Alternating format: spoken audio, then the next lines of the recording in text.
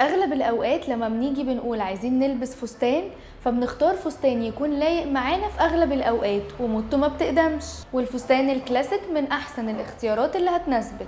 طبعا اول ما بنقول الفستان الكلاسيك اول حاجه بتيجي في بالنا الفستان الاسود الطويل، وده لان الاسود ملك الالوان في الفساتين الكلاسيك وبيدي جمال وجرأة. اختاري الفستان الكلاسيك بس بتفاصيل مختلفه زي الفيونكات او الورود البارزه اللي بتكون من عند منطقه الصدر او الكتف، وما تبقيش دايما ماشيه على ستايل معين في الفساتين الكلاسيك. اعتمدي في اختيار فساتينك انك تضيفي لمسه جماليه تظهر جمالك وانوثتك، زي الفساتين الكلاسيك اللي ظهر فيها الطرحه اللي بتغطي الشعر، وده ستايل جديد جدا ومختلف. ومش لازم تبقى كل الفساتين طويله، على عكس الفساتين القصيره النود والمحايده موضتها مش بتقدم. ولو انت بتحبي الخروج الصبح فممكن تلبسي فستان كلاسيك ناعم وبسيط والوانه هاديه من غير اي تطريز او تفاصيل كتير.